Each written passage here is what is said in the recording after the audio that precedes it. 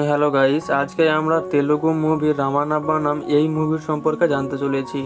তবে গাইস, ভিডিওটি শুরু করার আগে তোমাদের কাছে আমার ছোট অনুরোধ, ভিডিওটিতে একটি লাইক দিয়ে দাও এবং চ্যানেলটিকে সাবস্ক্রাইব করতে ভুলবে না। তো চলো ভিডিওটি শুরু করা যাক। প্রথমেই বিকি নামের একটি ছেলেকে দেখি। এটা বিকির দাদা এবং এটা তার দাদার স্ত্রী। আর বিকির দাদা একটি হোটেল চালায়।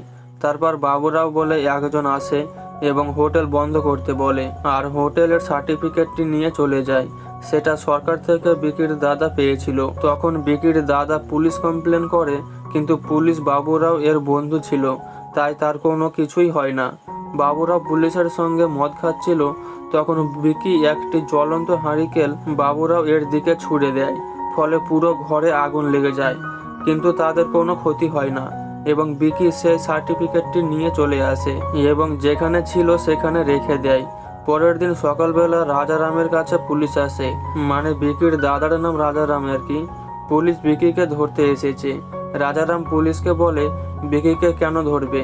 পুলিশ কাল রাতের কথা সব বলে আর সেই সার্টিফিকেটটি দেখতে পায়।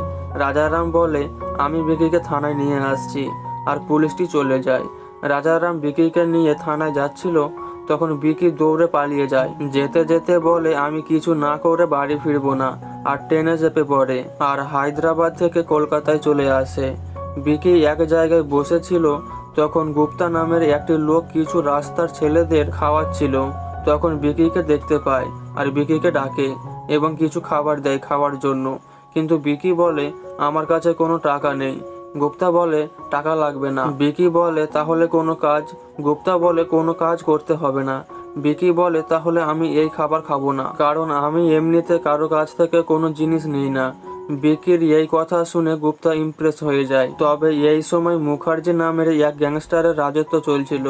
তবে বিকিও যার সঙ্গে কাজ করছে, মানে গুপ্তাও ছোটখাটো গ্যাংস্টার।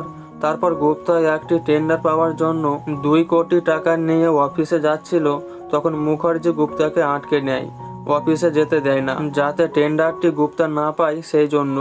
তখন বিকি 2 কোটি টাকার ব্যাগ নিয়ে জলে লাফায়।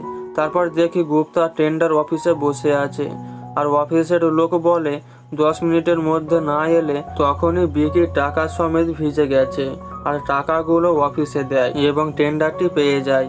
সেখানে মুখার্জি ছিল। গুপ্তা মুখার্জিকে বলে, এটা তো টেলার, মুভি এখনো বাকি আছে, আর চলে যায়। তখন মুখার্জিকে বলে, ছেলেটিকে মেরে দাও, মানে বিকির কথা বলে। মুখার্জি বলে, চুপ কর, বিকি এখনো ছোট।